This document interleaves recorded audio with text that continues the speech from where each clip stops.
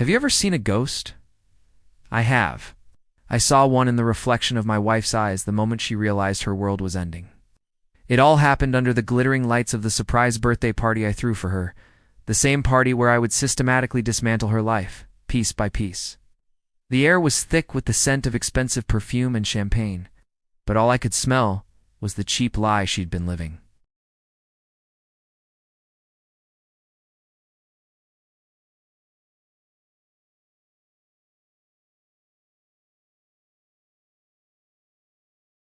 And what time it is right now? It's always fascinating to know how far our story flows. For 10 years, Sarah was my everything. We built a life in a quiet suburb of Chicago, in a house with a porch swing and a garden she swore she'd tend to, but never did. I was the steady one, the predictable one. I loved her with a quiet intensity I thought was unbreakable.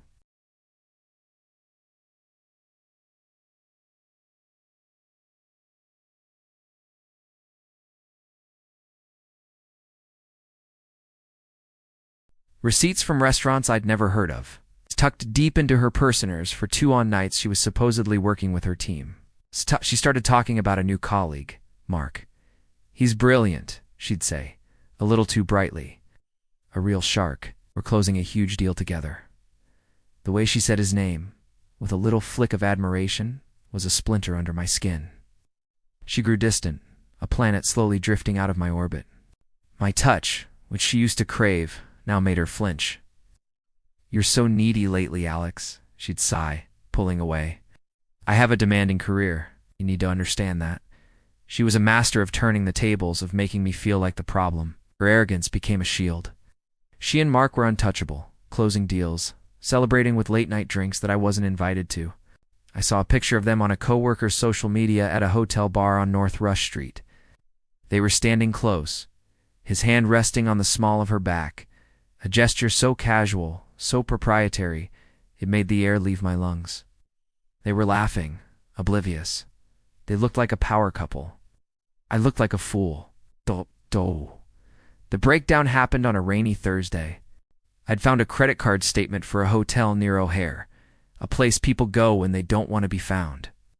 The charge was for 1 night, 2 weeks prior, a night she told me she was staying late at the office to meet a deadline.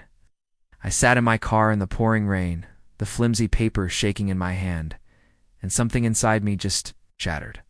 The loyalty, the love, it all bled out and was replaced by something cold and hard.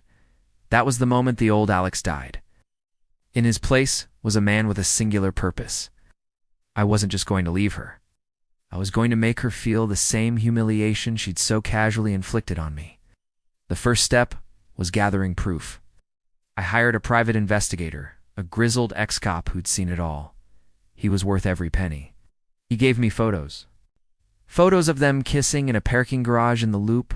Photos of them checking into that same hotel near the airport, her hand linked in his. He gave me timelines, dates, everything.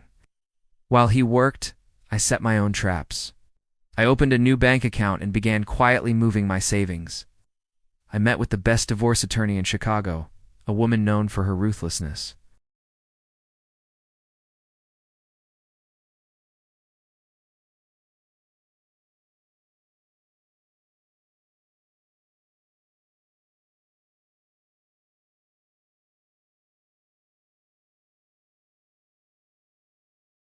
The night of the party, our house was filled with laughter and music. Sarah was radiant, a queen in her kingdom of lies, accepting gifts and praise. I played the part of the doting husband, my smile a perfect mask. At 10 p.m., I dimmed the lights and tapped a champagne flute. "A toast," I began, my voice steady. "To my beautiful wife, Sarah." Everyone cheered. She is a woman of many talents, many secrets. A confused murmur rippled through the crowd. Sarah's smile faltered. I gestured to the large TV mounted over the fireplace. "I think it's time everyone saw just how talented she is." Then I pressed play.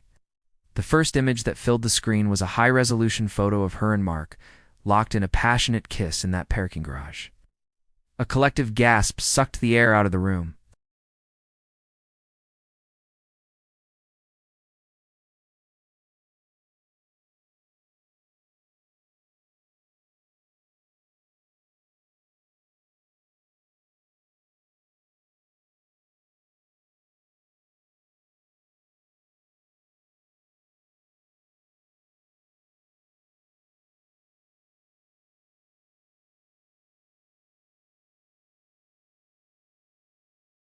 She didn't scream or cry. She just stood there, hollowed out.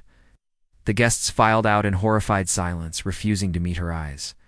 Her family walked past her like she was a stranger. She was utterly, completely alone. I was the last to leave.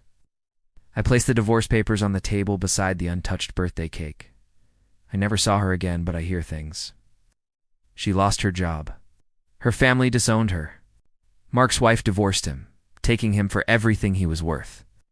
Sometimes late at night I walk past that house, our house. It's empty now, a dark shape against the sky. I sold it, but I still feel the ghost of that life there. It's the price of revenge, I suppose. You have to burn down your own world just to make sure there's turns to ash.